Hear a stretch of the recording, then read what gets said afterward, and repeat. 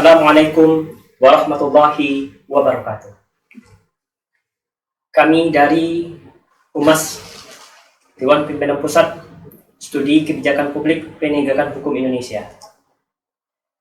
Hari ini kita akan mengadakan diskusi terkait tentang pro kontra pemecatan Dr. Terawan oleh Ikatan Dokter Indonesia atau IDI, yang akan dikupas satu oleh Bapak Rianto Sirait selaku praktisi hukum, dua Bapak Pieter Tobias Patiasina praktisi kesehatan. Dan diskusi kita hari ini dipandu oleh moderator Sekretaris Jenderal DPP SKP PHI Bapak Megi Adilova. Untuk itu, marilah saksikan diskusi kita hari ini. Selamat sore, salam sejahtera buat kita semua. Assalamualaikum warahmatullahi wabarakatuh. Selamat sore, bertemu lagi bersama kami dalam diskusi publik studi kebijakan publik penegakan hukum Indonesia. Kali ini kita akan mengangkat topik pro kontra atas pemecatan Dr. Terawan oleh organisasi Ikatan Dokter Indonesia. Baiklah, telah hadir di tengah-tengah kita Ketua Umum Dewan Pimpinan Pusat Studi Kebijakan Publik Penegakan Hukum Indonesia, Bung Rianto Sirait SHMH. Selamat sore. Selamat sore. Dan juga telah hadir praktisi kesehatan Kakak Pieter Tobias Patiasina. Selamat sore. Selamat sore. Baiklah, menyikapi hal tersebut, mungkin kita lihat dulu dari segi hukum terhadap pemecatan Dr. Terawan oleh IDI ini. Kita ke Ketua Umum SKPPHI dulu, Bung Rianto. Ini dari segi hukum bagaimana ini terhadap hal tersebut, pandangan dari SKPPHI? Baik. Selamat sore. Jadi terkait dengan pemecatan Dr. Terawan oleh IDI, tentu kalau kita lihat dari segi hukum ya, tadi pertanyaannya kepada saya itu dari segi hukum. Dalam segi hukumnya, pemecatan itu IDI memang tidak bisa dipersalahkan soal pemecatan, karena dalam prosesnya atau dalam keputusan yang diambil oleh IDI itu tentu adalah untuk menjalankan peraturan organisasi. Artinya bahwa IDI itu memiliki yang namanya anggaran dasar, lalu ada juga di sana anggaran rumah tangga serta peraturan organisasi. Nah, artinya di dalam berorganisasi itu tentu ada namanya hak dan kewajiban anggota, seperti itu ya. Nah, dalam hal ini Dr. Terawan selaku anggota IDI sekaligus dokter ya, karena dia menjadi anggota IDI, maka dia harus mengikuti aturan main yang ada di IDI, termasuk itu aturan-aturan yang diterapkan oleh anggaran dasar, rumah tangga, serta peraturan organisasi. Nah, sekarang kan heboh terkait dengan pemecatan Dr. Terawan. Hebohnya karena apa? Hebohnya adalah karena Dr. Terawan ini kok bisa-bisanya dipecat IDI, gitu kan? Padahal kita tahu Dr. Terawan ini kan memiliki yang namanya kualitas ataupun saya bilang ya, track record yang baik sebenarnya secara praktek kan, ataupun terobosan-terobosan dalam bidang kesehatan, ya kan? Nah, ini yang menjadi persoalan di masyarakat. Kok dokter sehebat nih, kalau saya bilang sehebat dia, kok malah dipecat sama IDI? Justru harusnya IDI mendukung dong. Harusnya kan begitu nih pandangan masyarakat. Jadi itu yang membuat kontroversi itu terjadi. Nah, tentu saya akan menjawab dari segi hukumnya adalah bahwa memang ID kalau dikaitkan soal kebijakan mereka memecat dokter terawan, selama itu sesuai dengan aturan anggaran dasar, peraturan yang ada di ID, maka itu tidak salah. Karena di dalam menjalankan roda organisasi itu disebut dengan kepastian hukum. Bahwa ketika dibuat peraturan, maka harus ada yang namanya penegakannya di sana. Misal, kalau kita lihat ya, pelanggaran yang di dalam pemecatan ini salah satunya adalah bahwa alasannya dokter terawan ini menyalahi aturan terkait dengan penelitian yang sudah dia publikasi, padahal penelitiannya belum selesai. Nah, menurut ID, nanti kita mungkin bisa, kalau mau detail lagi, kita harus pelajari lagi tuh, apa sih peraturan yang ada di ID, apa sih hak kewajiban yang ada di ID, bagaimana anggaran dasar mereka, bagaimana dengan peraturan anggaran rumah tangga mereka, ya kan? Harus kita lihat. Tetapi paling tidak, apa yang sudah dilakukan tadi, dilakukan oleh dokter terawan selaku anggota ID, yang melakukan publikasi terhadap penelitiannya yang belum selesai, menurut ID itu melanggar, ya. Lalu ada juga yang juga dipersoalkan itu dari tahun 2013, ini masih menurut ID, bahwa dokter terawan ini melakukan terobosan-terobosan pengobatan, ya, yang mana itu menurut ID tidak ilmiah, iya kan? Tidak ilmiah katanya. Nah, sedangkan kalau dunia kedokteran itu, suatu pengobatan itu harus diakui dulu, harus ada dulu ilmiahnya, ya kan? Harus ada dulu ilmiahnya, baru itu dianggap adalah suatu pengobatan yang secara kedokteran dianggap memang diakui gitu loh, secara ilmiahnya atau secara akademisi. Nah, hal-hal itulah yang menurut ID sebagai dasar, ya, sebagai dasar bahwa dokter terawan itu telah menyalahi atau telah melanggar kode etik yang ada di ID. Lalu atas pelanggaran itu terjadilah atau diadakanlah sidang sesuai dengan rekomendasi Dewan Kehormatan itu, ya, diadakanlah sidang. Nah, sidang ini kan hanya memutuskan bahwa sesuai dengan fakta-fakta dikaitkan dengan peraturan organisasi, apa yang dilakukan oleh dokter terawan itu sudah melanggar aturan yang ada di ID. Jadi harus ada kepastian hukum, maka diketuklah sesuai dengan aturan main bahwa apabila anggota melanggar hal-hal tersebut yang dilarang di ID, maka sanksinya salah satunya adalah dipecat. Atau mungkin ada sanksi yang lain. Kita kan belum dalami dokter terawan ini sudah melanggar apa saja. Ya, jangan-jangan mungkin sudah ada dulu pelanggaran atau sanksi peringatan pertama atau mungkin peringatan kedua. Cuman dokter terawan mungkin mengabaikan itu sampai adalah di akhir ini adalah pemecatan atau rekomendasi dari Dewan Kehormatan untuk dipecat. Kira-kira itu.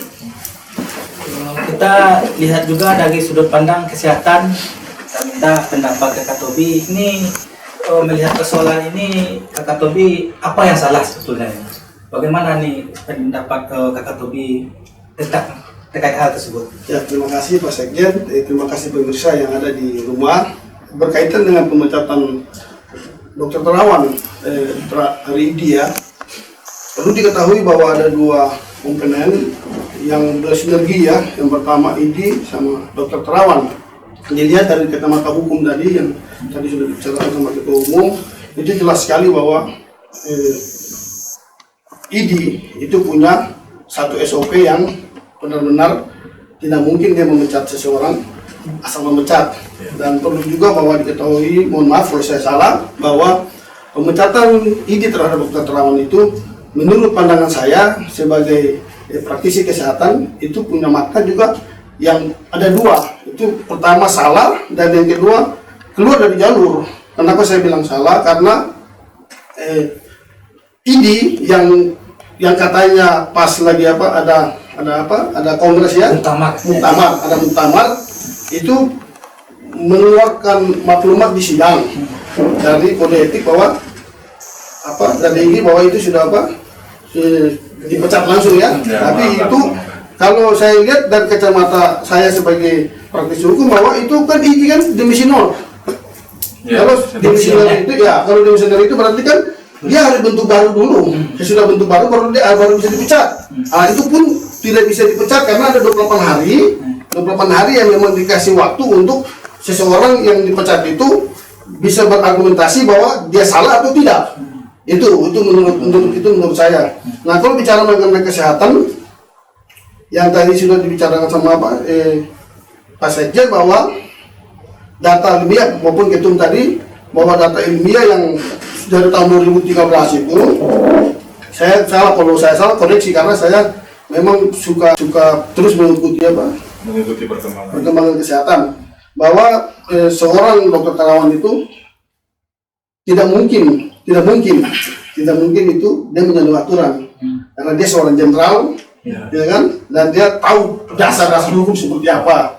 Nah, keluar dari suka tidak suka mengenai penemuan dari dokter terawan tentang cuci otak ya desa itu boleh dilihat memang itu dari kacamata kedokteran itu bukan akademisi ya kan, karena itu bukan penemuan, tapi itu satu penemuan yang luar biasa dari seorang dokter terawan sampai hampir kepala daerah maupun ketua-ketua parpol yang ada di Indonesia ini semua sudah berobat ke dia dengan DSA. Nah, itu perlu kita berikan apresiasi karena seorang anak bangsa, seorang putra ya kan negara Indonesia yang betul-betul punya kejeniusan yang tinggi dan sampai diberikan seorang gelar profesor ya. Nah, itu nggak gampang, apalagi juga beliau juga pernah jadi kepala rumah sakit tentara ya, kalau salah seluruh dunia loh. Oh ya. Seluruh dunia, militer seluruh dunia loh. Itu kan luar biasa, dan sesudah itu beliau diangkat jadi kalau nggak salah sebagai pembimbing atau semacam dari rumah sakit tentara dunia itu. Organisasi itu mereka benar-benar berikan kasih kepercayaan buat beliau. Nah, kalau di luar aja sudah berikan kepercayaan buat beliau, masa kita di sini malah dipecat? Nah, itu yang harus dipertanyakan. Nah, yang kedua, kenapa saya bilang ini harus juga berkaca bahwa apa yang mereka lakukan selama ini nih itu sudah benar apa tidak, ya kan? Banyak kok dokter muda, ya kan, yang sampai hari ini kok pada pengangguran semua. Itu tugas mereka sebagai apa?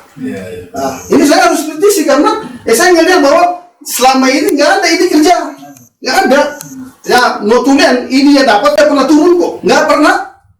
Karena saya tahu persis bahwa selama ini saya melakukan turun ke daerah, saya tanya kok. Dan mohon maaf, ya kan, nggak ada untuk ini selama ini. Bukan saya pro kontra, tapi saya berbicara mengenai praktisi kesehatan. Saya harus kritisi karena selama ini nggak ada kerja apa-apa. Untuk itu saya minta untuk Ikatan Dokter Indonesia bahwa kalau memang betul-betul punya fungsi yang baik untuk kemajuan kedokteran Indonesia ke depan, ya harus ganti visi misinya atau ganti dia punya SOP yang ada di ADRT, karena di ADRT kan nggak jelas. Itu aja, mungkin kira-kira seperti itu dulu. Berdasarkan muktamar ID yang dilaksanakan di Aceh, ini praktisi hukum kita, Ketua Umum KPPAI, bagaimana langkah hukum terhadap surat pemecatan terhadap dokter terawan tersebut? Oke, baik, pesannya. Jadi tadi sudah disampaikan dari praktisi kesehatannya bahwa ada disinggung tadi sedikit itu demisioner itu. Demisioner itu artinya peserta ya, atau yang ditunjuk untuk memutuskan dalam sidang itu, dia kan tidak berwenang katanya, katanya sudah tidak berwenang, sehingga harus ditunjuk dulu sebenarnya, dilantik dulu definitifnya gitu kan, yang mau memimpin lagi sidang, rekomendasi dari MKED itu kan, untuk dilaksanakan dalam sidang. Ternyata ini kan tidak dilakukan. Nah, hal itu juga yang menjadi perdebatan, bahkan anggota DPR Pak Dasko itu ya dari Komisi Waras, saya lupa nama lengkapnya beliau, Husni Dasko ya kalau nggak salah. Nah, dia menyebutkan bahwa itu keputusan harusnya tidak bisa atau dinyatakan harus batal kan gitu, karena orang-orang yang melaksanakan sidang itu tadi sudah demisioner gitu. Artinya legal standingnya sudah tidak diakui, ya kan? Nah makanya kalau itu tidak diakui, harusnya putusannya pun tidak kuat secara hukum, kan gitu ya. Nah selanjutnya adalah atas putusan itu tadi juga sudah disinggung bahwa ada waktu 28 hari untuk yang diberikan ya kepada yang diberikan sanksi, dalam hal ini Dr. Terawan, untuk dia menyatakan banding ataupun seperti pembelaan dirinya, kira-kira gitu ya, pembelaan dirinya atas putusan tersebut. Nah, tetapi sampai sekarang kan belum sampai dengan ada dari Dr. Terawan yang menyampaikan pembelaan dirinya. Hanya Dr. Terawan memberikan statement bahwa dia tidak tunduk kepada ID. Dia hanya tunduk ke apa dia bilang itu ya, kalau nggak salah itu MKEK ya. Dia tunduknya ke MKEK ya. Jadi dia mengabaikan, kan? Sehingga karena dia mengabaikan putusan itu, dia tidak melakukan pembelaan. Karena menurut Dr. Terawan, saya tidak patuh itu terhadap putusan. Artinya dia menganggap tidak perlu ada yang ditanggapi terhadap putusan ID itu, gitu kan, yang muktamar di Aceh itu. Nah, kalau tidak ada pembelaan, ya berarti secara hukumnya dia kan tidak menggunakan haknya. Terus dia juga tidak menganggap itu tidak ada. Nah, tetapi ini harus kita garis bawahi. Kementerian Kesehatan juga memberikan penekanan ya terkait dengan kontroversi pemecatan ini, juga memberikan penekanan bahwa beliau meminta agar ID dan Dr. Terawan itu ya mediasi lah, cari titik terbaik atau para pihak ini yang terbaik lah. Jangan artinya ini saling menjatuhkan atau menjadi ada pihak yang harus keluar dari ID, kan kira-kira seperti itu. Karena menurut Menteri Kesehatan itu dua-duanya memang harus berjalan seirama ya. Jadi karena tadi Dr. Terawan ini kan juga secara keilmuan itu diakui kok gitu. Tapi ini kan berbahaya nanti kalau legal standing dia tidak ada, tentu kan dia tidak bisa berpraktek, karena sebelum dilakukan perubahan pada undang-undang tentang kedokteran ya, ada ya undang-undang tentang kedokteran itu, maka syarat administrasi untuk berpraktek itu adalah harus melalui ID, kan itu persoalannya. Otomatis andai Dr. Terawan tidak menganggap itu ada putusan atau mengabaikan, tetapi putusan kan sudah ada, kan ada 28 hari, lewat nanti 28 hari, maka sahlah dia sebagai putusan yang tidak bisa lagi diganggu-gugat, karena sudah lewat masanya, temponya bikinan. Ketika dia sah, maka itu dilanjutkan nanti kepada pemerintah bahwa dokter ini sudah tidak lagi anggota ID dan harusnya sudah tidak diakui lagi dia berpraktek, tidak boleh lagi berpraktek, karena itu kan dari sanksi itu kan itu. Karena kan sampai sekarang kan yang mengatur soal izin praktek dokter itu kan masih dari ID ya. Jadi kalau ID tidak memberikan, ya ini dokter tetap dokter, dia sebagai akademisi tetap dokter, tetapi dia tidak bisa berpraktek. Ini kan menjadi persoalan. Ada anak bangsa yang punya pemikiran yang luar biasa di dunia kesehatan, tetapi akan tumpul. Dia tidak bisa berpraktek, tidak bisa menerapkan pengetahuannya dia, keilmuannya dia terhadap dunia kesehatan karena terganjal dengan izin gitu. Nah, secara secara hukum tadi ditanyakan, itu adalah inti pertanyaannya, bagaimana secara hukumnya putusan ID ini terhadap Dr. Terawan. Kalau tidak ada pembelaan, maka itu sah, tidak bisa diganggu-gugat. Sah karena masih merujuk undang-undang yang lama tentang kedokteran. Itulah regulasinya. Tidak mungkin kalau pemerintah kan tidak bisa masuk di dalam mengintervensi. Bagaimana pemerintah mau mengintervensi undang-undang? Itu kan aturan undang-undang yang dijalankan IDI. Makanya yang terakhir itu Menteri Hukum dan HAM juga memberikan salah satu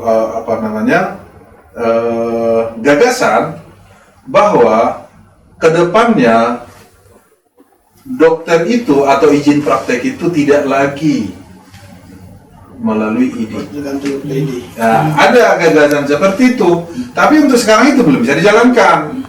Kalau itu mau gagasan itu mau dijalankan, ya rubah dulu undang-undang kedokteran, dihapus semua regulasi terkait dengan hanya IDI misalnya yang boleh memberikan izin praktek, kan? Nah, itu dihapus dulu. Tetapi sebelum itu dihapus, kalau putusan ini nanti sudah ingkrah, sudah tidak ada pembelaan dari Dokter Terawan, lalu juga pemerintah tidak mengintervensi, memfasilitasi mediasi, maka sah, tidak bisa diganggu-gugat. Itu putusannya, karena 24 hari sudah lewat, kan? Tidak diganggu-gugat. Nah, diketok palu, maka Dokter Terawan tidak akan bisa lagi berpraktek. Seandainya dia tetap menjalankan, karena ada statementnya Dokter Terawan, saya tidak tunduk ke IDI, saya hanya tunduk ke MK. Ketika nanti Dokter Terawan tetap menjalankan praktek, maka IDI akan bisa jadi mensomasi atau bahkan itu memprotes kegiatan Dokter Terawan ini kepada pemerintah, atau bahkan bisa melaporkan nanti ke penegak hukum, bahwa akhirnya nanti dicaplah nanti kegiatan Dokter Terawan dalam berpraktek menjadi kegiatan ilegal, atau paling tidak Ikatan Dokter Indonesia tidak mengakui adanya kegiatan praktek itu karena tidak ada izin, gitu. Apapun yang dilakukan Dokter Terawan nantinya adalah tidak dalam rangka mewakili dia sebagai dokter, mewakili sebagai dia pribadi. Itu nanti akibat-akibatnya. Nah, kalau tadi upaya yang dilakukan itu kan sudah jelas tadi ya, soal upaya itu kan ada waktu 28 hari. Ya harusnya atas putusan itu Dokter Terawan mengajukan pembelaan dirinya. Apa yang salahnya? Dia silakan bukti-buktinya, misalnya kan melampirkan bukti-bukti atau keterangan kepada IDI agar bahwa keputusan ini ada yang salah seperti itu misalnya. Kira-kira itu, kalau tidak ada upaya maka dia akan berlaku, dan itu keputusan hukum yang juga diakui oleh negara, tidak boleh dikesampingkan karena IDI itu menjalankan undang-undang yang dirujuk atau yang dimasukkan, dituangkan ke dalam anggaran dasar suatu organisasi ikatan dokter. Tapi kan payung besarnya kan undang-undang gitu. Tidak ujuk-ujuk datang IDI bikin organisasi lalu dia bikin anggaran sendiri, anggaran dasar mereka, nggak gitu. Ada dulu undang-undang tentang kedokteran, baru harus ada payungnya, harus ada wadahnya. Itu kira-kira Pak Sekjen.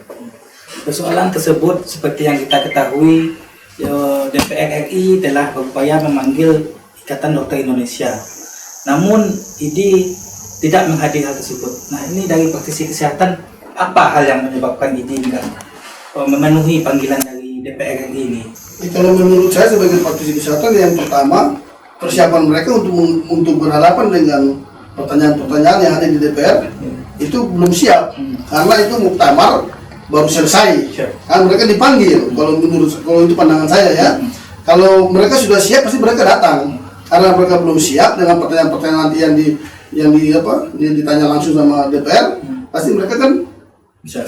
Iya, pasti nggak bisa. Nah, untuk itulah yang aku titik temu di sini, bahwa inilah politik yang sudah bergulir dari 2013 ya. Seorang Terawan itu sampai dengan hari ini tidak pernah merasakan sesuatu yang dihargai dari IDI ke dia.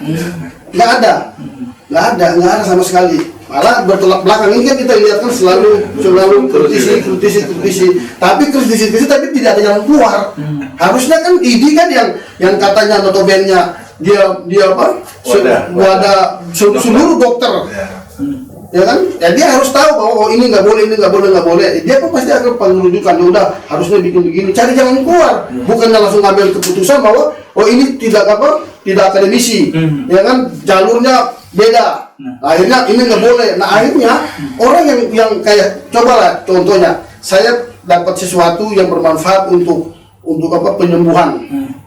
Tiba-tiba saya bawa, saya nggak diakui.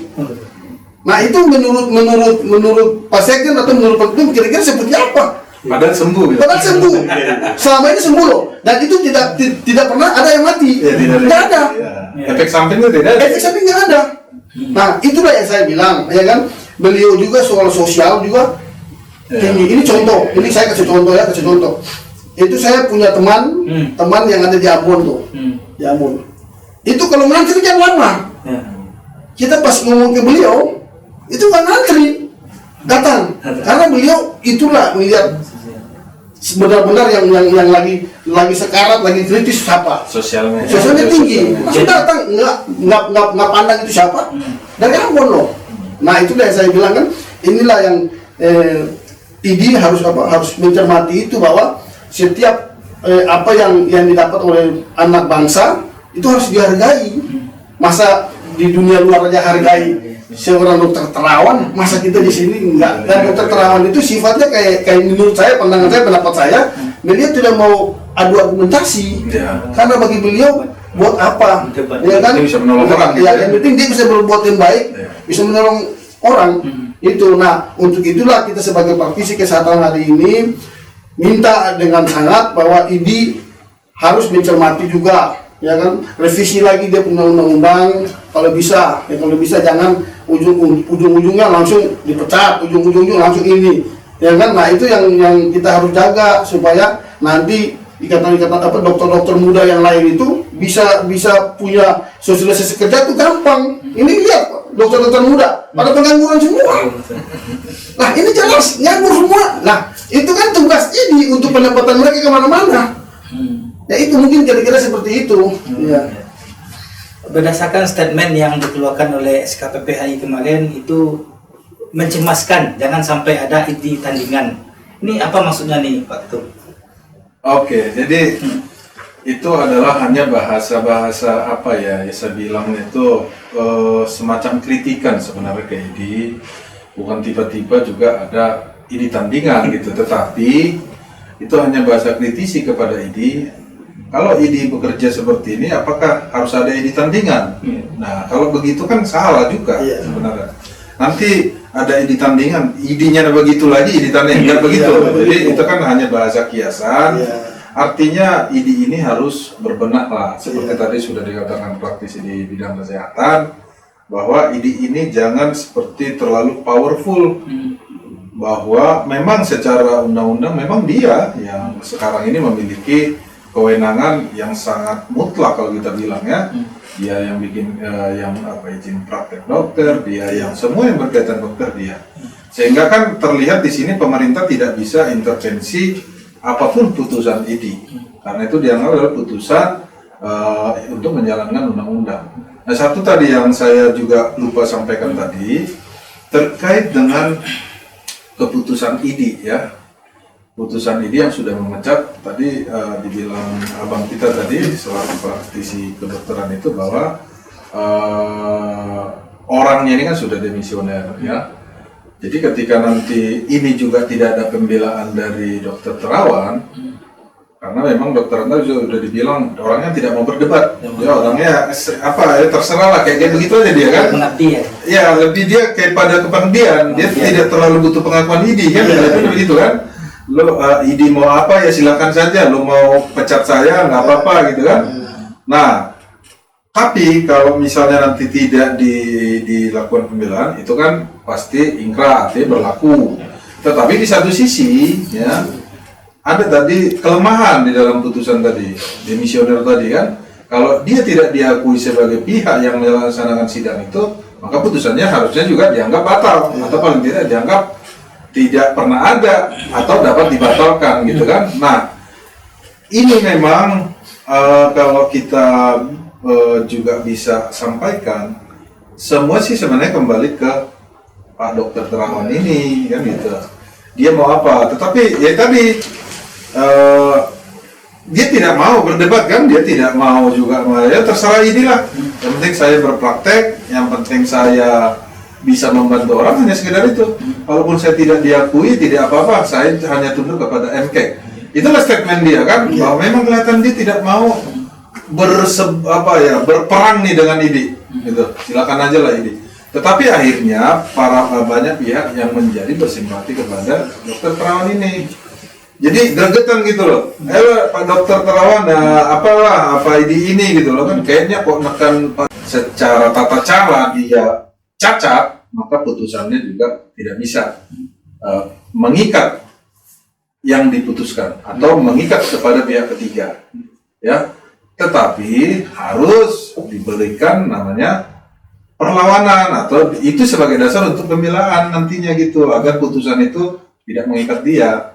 Nah, kalau tidak ada pembelaan dari Dokter Terawan, putusan itu menjadi sah. Itu maksud saya, kan? Tapi kalau ada pembelaan, dari situ Dokter Terawan bisa masuk membela dirinya dia dari dia misioner tadi, gitu. Tapi kalau nggak ada pembelaan, karena kan harus ini kan bersifat tidak aktif. Ini pasif dia. Jadi kalau Pak Dokter Terawan tidak aktif, putusan itu mengikat dia dan mengikat pihak lain. Tapi kalau dia aktif, lakukan pembelaan masuk dari celah tadi bahwa ini demisioner, ini harus dibatalkan putusannya dalam waktu 28 hari itu dia. Itu kira-kira. Nah, saya mau nambah sedikit lagi itu mengenai penemuan beliau, terutama mengenai vaksin. Saya lupa bahwa vaksin Nusantara itu kan luar biasa. Nah, kenapa ini juga jadi tolak ukur kita? Kenapa ID juga selalu aja setiap kali ada penemuan beliau maaf aja, ya kan? Kayaknya ada something wrong antara ID dengan apa? Pengurus ini ya, pengurusnya kayaknya. Pengurusnya. Bukan ID-nya kan? Bukan ID-nya, pengurus ID dengan Dokter Dokter Terawan. Padahal kan itu penemuan vaksin Nusantara kan itu luar biasa. Itu sampai sekarang nggak diakui. Itu adalah tanda tanya.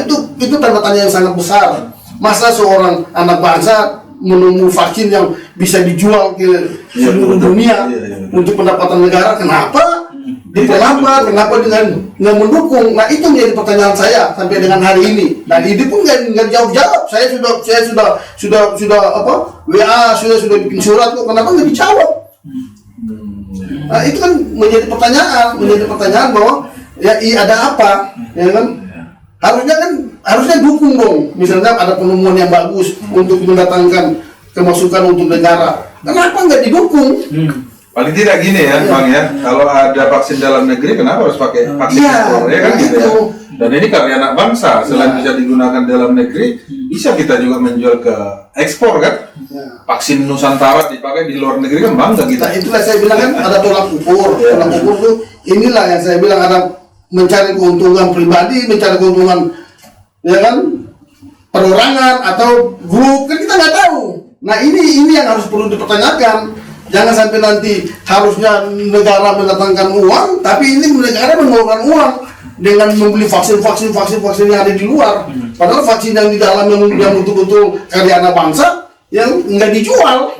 Nah, itu Mungkin nanti DPP SKPPH akan menyurati ini untuk kita bisa berdiskusi bareng. ya bisa. Baik pemirsa, sampailah kita ke penghujung acara. Kita minta dulu statement terakhir ataupun masukan dan harapan dari praktisi kesehatan terkait persoalan ini.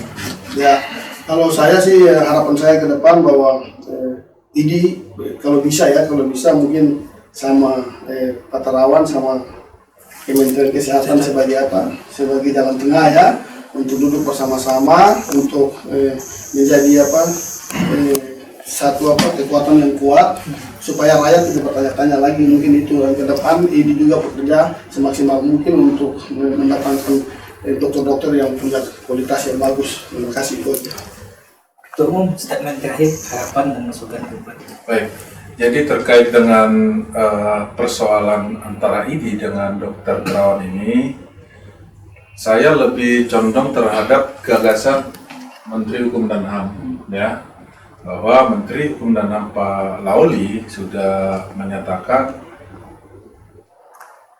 kedepannya harus dilakukan perubahan terhadap undang-undang kedokteran, sehingga nanti di sana juga termasuk diatur bahwa organisasi ID tidaklah yang memberikan izin praktek, tetapi pemerintah lah yang membuat izin praktek atau yang menerbitkan izin praktek, ya kan? Nah, ini saya sangat setuju dengan usulan Pak Menteri. Nah, kita sebagai lembaga SKPPHI, Studi Kebijakan Publik dan Penegakan Hukum Indonesia, mengamati bahwa memang penting itu dilakukan perubahan terhadap undang-undang kedokteran. Jadi karena memang undang-undang itu juga mungkin sudah terlalu lama ya. Nah, sedangkan sekarang banyak situasi-situasi yang mungkin sudah berkembang, jadi baiknya memang ada penyesuaian di dalam undang-undang kedokteran yang nantinya akan agar bisa diusulkan kepada legislatif dimasukkan sebagai undang-undang perubahan. Nah, salah satunya ini adalah contoh antara ID, persengketaan ID dan dokter terawan ini dijadikan contoh ataupun sebagai evaluasi terhadap undang-undang bahwa memang ternyata ada persoalan dengan undang-undang yang lama. Kira-kira itu. Sehingga nanti ke depannya undang-undang kedokteran lebih baik, tidak terjadi lagi peristiwa-peristiwa seperti ini. Kan kita berharap setiap dokter yang memang seperti Pak Dokter Terawan ini, atau ada yang nanti akan seperti Pak Dokter Terawan ke depannya, jangan lagi mengalami kondisi yang sama atau persoalan yang sama dengan organisasi di mana dia berada. Saya pikir itu. Terima kasih kepada pemirsa sudah mengikuti perbincangan kami sore hari ini. Saya serahkan kembali kepada Pak Sekjen sekaligus pemandu acara. Demikianlah diskusi publik kita kali ini bersama DPP SKPPHI. Semoga harapan dari praktisi kesehatan kita dan juga praktisi hukum, harapan masukan dapat didengar oleh pihak-pihak terkait dalam persoalan ini. Kita berjumpa lagi dalam sesi diskusi publik selanjutnya. Terima kasih Ketua Umum. Terima kasih. Terima kasih Kak Tony. Kita berjumpa lagi sesi berikutnya. Wabillahi taufiq wal hidayah. Assalamualaikum warahmatullahi wabarakatuh. Salam sejahtera buat kita semua.